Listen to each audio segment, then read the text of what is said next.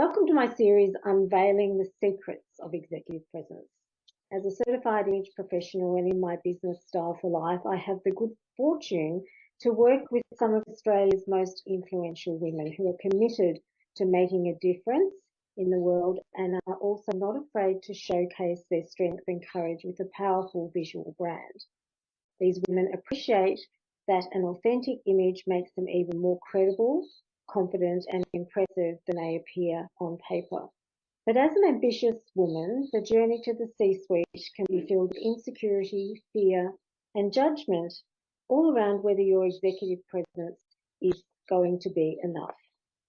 Executive presence is one of the most important skills for success in business, and it's also one of the least understood, which is why I wanted to start this series.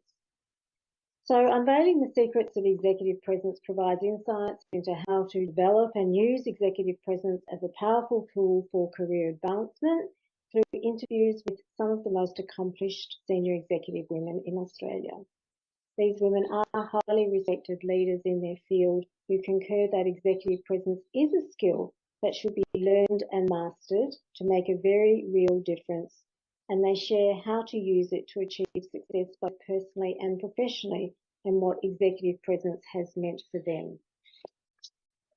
Today, I have the pleasure of talking to Jenny Hoysted, Director of Workplace Planning Coaching, where as a qualified executive coach, facilitator and workforce planner who has empowered countless professionals across the corporate, government and not-for-profit sectors, offering strategic advice, support and the tools to nurture change, be it on an individual or organisational wide level. Jenny has empowered countless professionals across all these sectors, and she brings years of experience and an objective point of view to any leadership or workforce scenario, offering executive coaching, strategic workforce planning and tools to nurture change and spark action. Jenny's ability to connect with aspiring executives or entire teams is what sets her apart as a professional and a person. The key to Jenny's success and that of her clients is finding the balance between commercial goals and the innate human desire to achieve. Jenny is skilled at helping you pinpoint the elements that fulfill both ambitions and in creating the kind of environment each needs to flourish and thrive. Jenny is experienced to offer executive coaching, workforce planning, emotional intelligence 360 and executive presence 360 based EXPI. So thank you, Jenny, and a big warm welcome to the series. Thank you. Thank you so much for your time.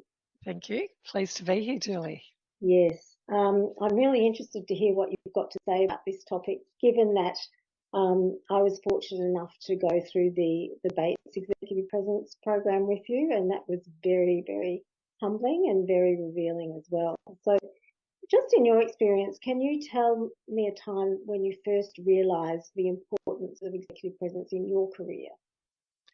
Well, there's probably been many times, but I think probably as I reflect on it, the big times are times when you have to do something like present to a board. Now, of course, we all know that we have to dress right. We have to present ourselves, in a way that is credible. But it's not just that. We have to walk into the room with a kind of energy. You need to take a breath and an energy, and you need to look people in the eye, and you need to communicate in a really succinct and sharp way. Executives in companies can't listen to a lot of stuff. They just want you to get to the point. So the whole package has to be together, succinct, to the point, and to them. That's really interesting. No one's ever said that before. There you go. It's all about, I don't have time to listen to all the fluff around the outsides. Just dish it up to me. Tell me straight, what is it that I need to know? And what is it that I need to be able to resolve? So what are some of the specific strategies that you use to amplify your own executive presence and have done over the years? Because you've had quite an interesting career path as well. Yep, I've done a lot of things by this stage of life. Well, Julie, almost on the day that you sent me the email to say, would I come and speak to you about this, I was out at my daughter's farm and I was just wandering around and the chickens were out. And I was looking at her chickens as I was thinking about this, and she's got beautiful black chickens. Mm-hmm. And I don't know, it just came to me. They were coming up to me, they were looking me straight in the eye, they were plucking, they were really plucky, they were really brave, they're coming straight up to me as if they wanted to engage with me and wanted to be there with me. And as I looked at them, they weren't just black chooks. They had beautiful red combs and their black feathers were shiny and clean and a really strong colour of green coming through. Mm-hmm. And I was thinking to myself, do you know what? That's exactly what you need to be. These are the strategies that we need to use when we walk into places where we feel a little bit daunted or, how are people going to judge us or are they going to hear us? We need to remember those chickens who just bravely strut their stuff and get out there. So I suppose when you're talking about what are the strategies I use, I'm just continuing to hone. As you know, I try and work really hard on my clothes. I work really hard on the way I speak and present. I work really hard on building my knowledge. So all of those things, but put that in a plucky chicken and you're right. Mm. It's an interesting analogy. I remember there's a personality assessment somewhere, isn't it, where they identify Yes. being a peacock and I forget the others now, but Yeah, probably are. All and they're right. the ones which are quite extrovert and quite happy to go in there and make a big noise and have everyone look at them. But not everyone is like that. That's Um, right. so what would you say to someone who perhaps was a little bit of an introvert, who has all of the credentials on paper, um, maybe a little unsure as to how they're presenting themselves visually as well? What would you say to someone like that? I guess that's where the Bates Executive Presence Index comes into this story, because what Bates would say and what I've learned through that is you might feel confident or not confident. You might believe you're this or that, Mm, but it's really about how you perceived by others. And so that Bates index helps you to see what others think of you. You might think you're the best presenter in the world, but actually, do other people think that? You mm, might think you lack confidence, but actually, do other people see you as a confident person? So, for us to show up as our really authentic self, the key is to be who you are. If you're a mm, shy, quiet person, we'll use those strengths that you've got mm, and just also take the time to find out how is that coming across for people? How are they seeing you? And so let your true authentic self shine through. it's an important point, and it's one of the things I do, as you know, when I start working with a new client, is that's the basis of everything, is to really get a grip and understanding on, well, how does the world perceive you? How So do I true. see you? Because if you don't know how other people perceive you, then how can you make improvements? How can you go through a transformation and get to the other side successfully? I use that a lot, the work that I've done with you and that personality profile and that, what's your sort of style personality. I use that a lot when I'm preparing and getting ready for something, to just stay true to who I am. Don't go off wearing those Mm, bright, leery things that, you know, just be what you are and make the most of it yeah, yeah. It's all about allowing the personality to come through, isn't it? and know yourself. And your values as well. Yep. So having done a lot of these sorts of assessments on all sorts of different people in your career, in your opinion, what are some of the misconceptions about executive presence they've had, and how can they work to overcome that, given that you've just said that it's all about being authentic and being true to yourself, etc.? Mm. I think a lot of people think that you're just born with it. You've just got it. Mm-hmm. I think the wisdom that you learn through doing this work is we all have to work on it and we can all work on it. So the better we know ourselves, or the more we know ourselves and understand, what are our true values? What do we really think? And then Mm, how does that connect with others? The more we can develop ourselves, we can practice certain things, we can test out certain things. For some people, it appears that every day they get up and present, they're just on the money. But I'm mm, sure that everyone has those days where they learn from something that they maybe did wrong. So it's not that you've got it, it's that you can learn it and develop it. And I think that's the key. And I guess it could also be about having a benchmark to follow, would it be? Yep, correct. And so So go on. who are the people we use as benchmarks? Okay, so are you thinking like the people themselves, or are you thinking like my Themselves. my Yeah, mom? people themselves. Because like you said, people just don't roll out of bed in the morning and they're on and Yeah. they're, fabulously presented. They know the content, etc. They've worked on this over a period of time. But there has to be, for a lot of people, they like to have a benchmark. Who can I role model myself against? Who can I be looking for or towards for some inspiration? So I would say that again comes back to knowing yourself. So if Mm, you've done your self-assessment or some of those, surveys like you've done, or even ones like the Executive Presence Index, it kind of helps you to understand what are you most like, and then you can identify those people that you find that connect with you.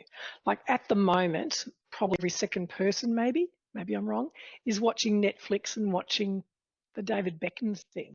oh, yes. I find that quite interesting. I just started watching that too. I love it down to the fact that he's got his drawers absolutely tidy and spotless and sorted out. You know, for me, I really like seeing people like that and seeing how they make their days work. I mightn't want to be a David Beckham, but you draw little bits of inspiration from different people along the way.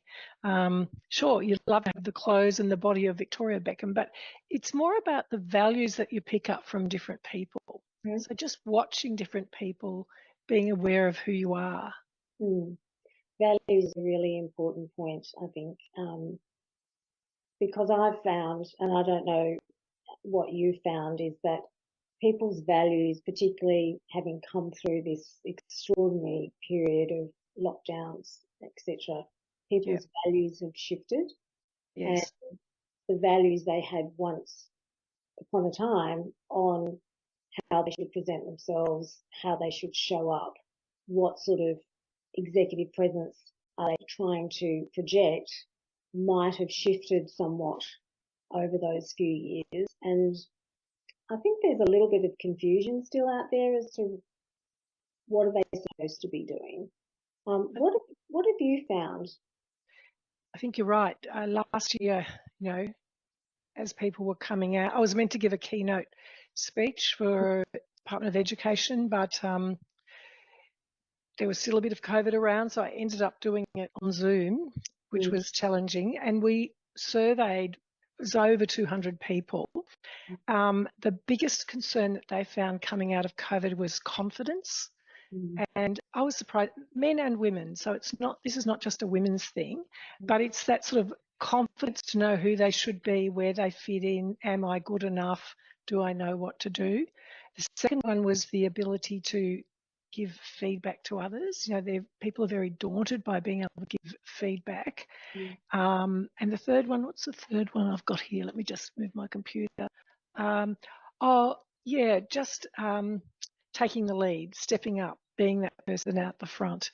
So that was really interesting. But then when I combine that with my Bates work, a lot of the research they've said is don't just put women through confidence leadership workshops. That's not what they need. It's more, how does my confidence show up with the people I'm working with?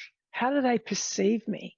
Because maybe they perceive you as a confident person, but inside we all have those negative voices that mm. talk to us. And so it's more about how do I manage my confidence? How do I manage the way I come across? Yeah. And I think that's because, when you go on holidays and you come back to work after, 3 or 4 weeks and you feel like you have to start again. Well, we were locked away for a very long time. And so coming back is who am I again? And I guess that's why confidence has come to the top of the list. Yeah. Do you think the pandemic shattered people's confidence a little?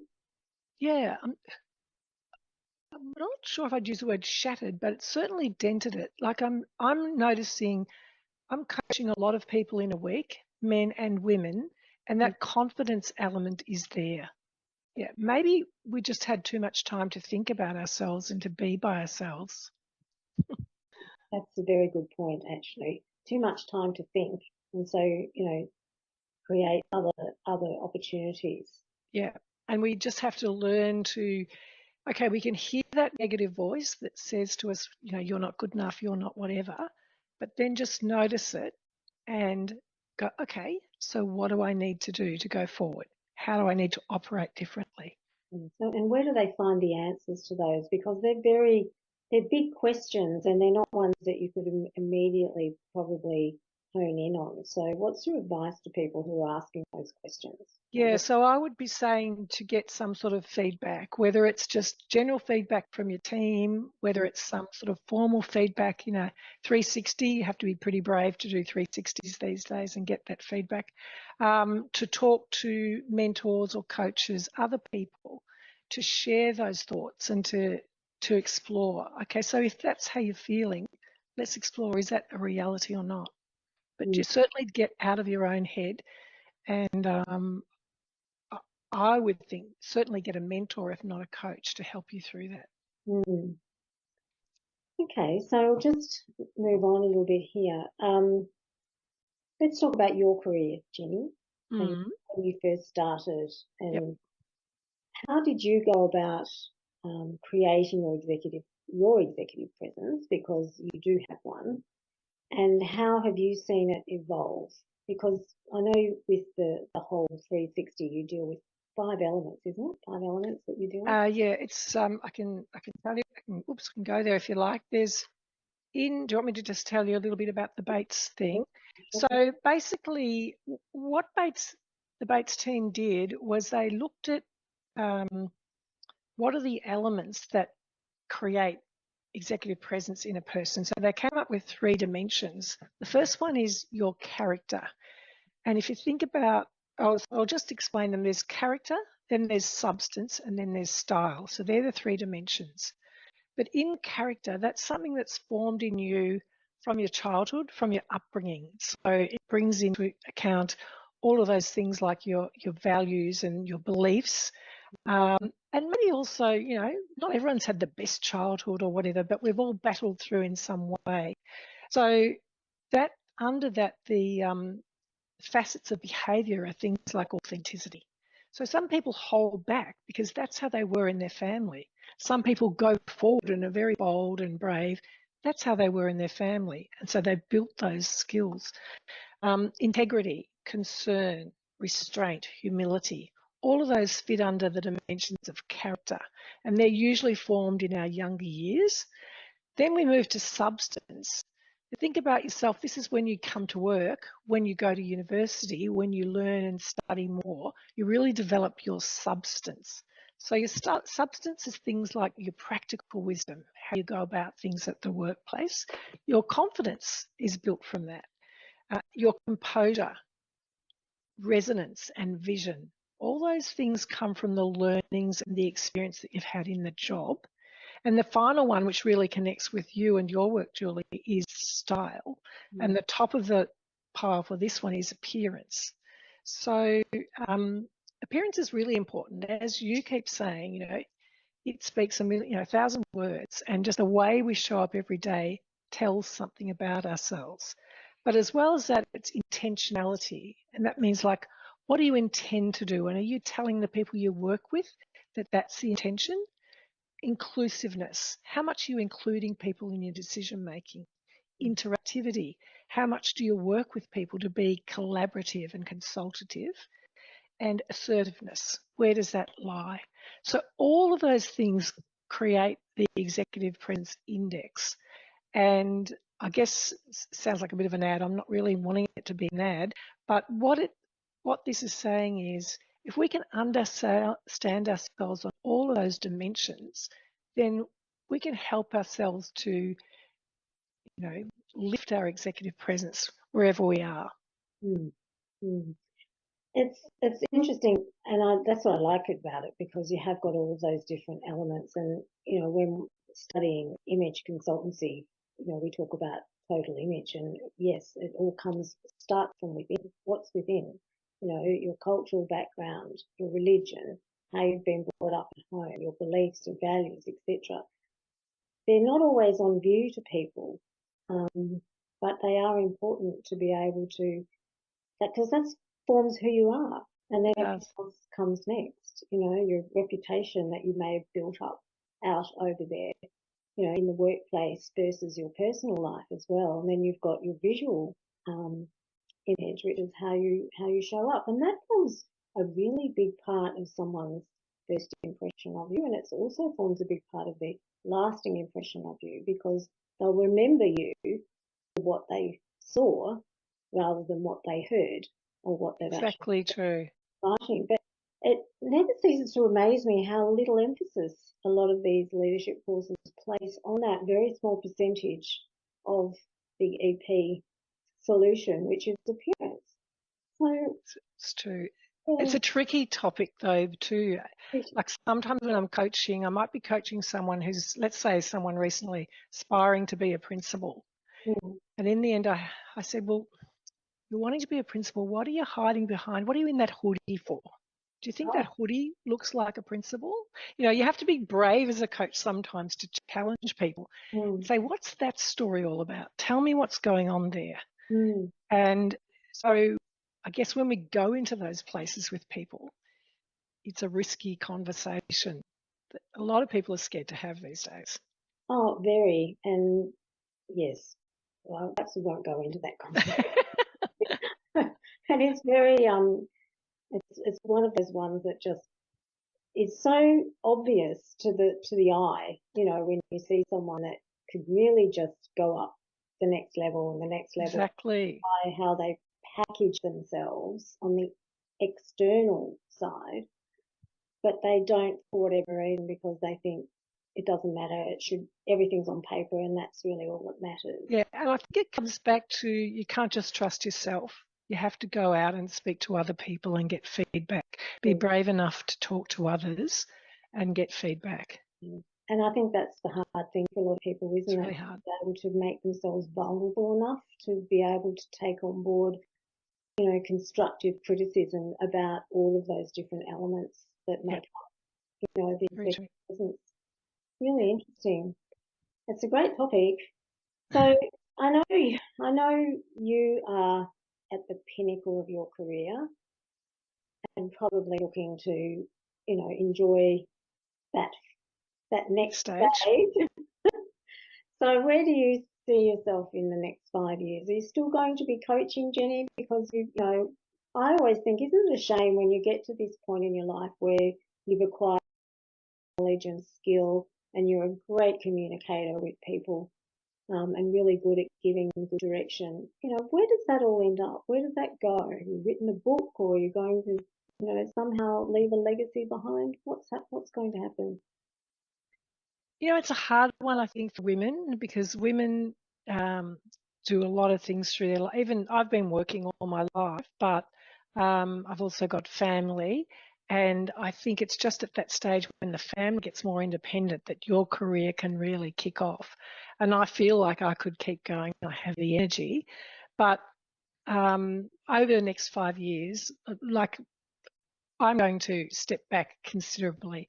I guess I'll still be coaching, but if it's just my grandkids and my daughters and sons-in-law and kids that I'm coaching, that's fine. I'm sure there will be people who reach out for coaching, but I'm certainly going to scale back.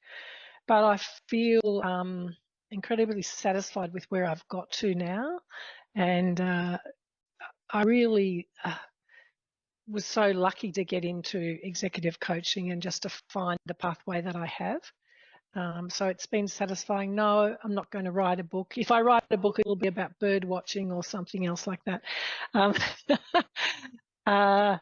So, yeah, it's a tricky time. It's a tricky time to just sort of step back from the things that you know and love well. But I'm just trusting the universe that I'll find a pathway using these skills for whatever the next 20 years gives me.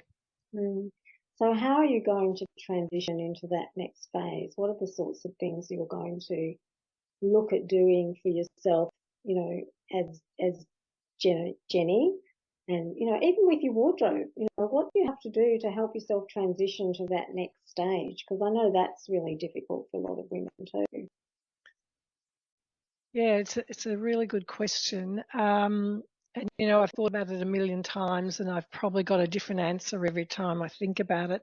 Well, certainly more casual, but Mm, the thing is, you still need your good clothes. Your clothes to go to functions and to if you're going to be going to lunches or um, I'm sure there'll still be lots of sort of social interactions.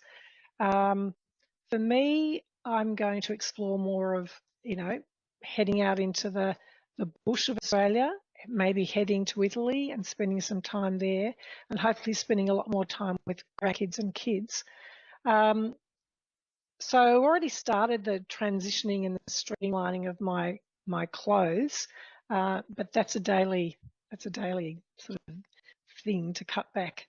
Um, and I guess it's just creating the space for more flexibility, not being so scheduled that I've got things on every day and coaching every day, and just taking it as it comes. Sounds a bit loose. I haven't got Oh, some, I don't. Actually, I think it sounds very enticing, and I think, you're obviously very comfortable in your skin now. Like you said, you're very happy and satisfied with where what you've achieved and where you've got to in your career. And I think that in itself becomes an attraction for other people to think some of what she's got. I get that. I know. Well, I've Yeah. got to think about things like closing down my website and doing things like that, So those things, all that administrative stuff is, how do you go off LinkedIn? Can you even do that? Um, yeah, there's things like that you just become less and less available, I suppose. And I have seen people come off LinkedIn. They've actually made formal announcements that they are retiring, and Mm, so they'll no longer be, actively involved. So it's making a conscious decision, isn't it, that you're mm, off into another space. Um, but at the same time, being able to celebrate all of the things that you've achieved yeah. and where you've got to in your past. So, what's been the most exciting part of your journey in and being in a leadership capacity? Because you worked with some pretty interesting people as well. Mm, most exciting, gosh. Um, I guess there's so many exciting things, really. Um, I guess the most impressionable one was when I actually went to work in Zoos Victoria as an educator, Mm. and then that led me on to being a director of education in places like the Botanic Gardens and the Melbourne Aquarium, and it took me on a different journey with education. So that was fairly formative. Um, Starting my own business, I thought I would do as kind of a bit of a retirement thing more than 10 years ago, and it ended up exploding and ended up getting a lot of work and a lot of coaching. So that's been a really nice personal achievement, that you're no longer under the wings of the public service or somewhere else. You're actually out on your own and it can go in any way. So I guess in some ways that's pretty exciting and pretty satisfying as well. Yeah. Yeah, fulfilling. All right. Well, look, I just think there's a lot in what you've said. I think the biggest takeaways I've have from this is all about your communication, from within and also externally as well. Seeking feedback, reaching out to other people to ask whether how are they perceiving you? Do they perceive Mm. you as being confident? Do they perceive you as having all of the leadership qualities that you need to have? And also stepping up and taking the lead, which I think a lot of women are a little bit shy of doing. And I noticed that the Chief Executive Women's Census is just out, and Mm. we're still a far, long journey to Yeah. get more women in senior positions. So yes, and It's then I read, certainly not because women can't, and it's not because women don't have the qualifications. They have it all, mm, but feels like. often ask myself, do they actually want it? I don't know that they do. I think they've got enough on their plate. Or maybe there are some people barking up the wrong tree in the sense of really fighting for this. But have we actually asked women whether they want it? Because there's Yep. so much focus on the whole discrimination side of things that, I think it's easy to sit back, isn't it, and just sort of think, I wonder if that's, what's really going on in their heads. Yeah, it's a good point. It's a really good point. And look, we're women. We know, there's not someone behind us doing all the pickup and the sorting out and the helping. You're doing that as well. And I know some women do it and have really good help and support. But yeah, do what you love, and you'll love what you do, I suppose, as best you can. On that point, I'll let you. Thank you so much for Thank you. in to have a chat, and Thanks, Julie. And yeah, thanks, everyone. Go women. Just go go. women. Okay. Thank you.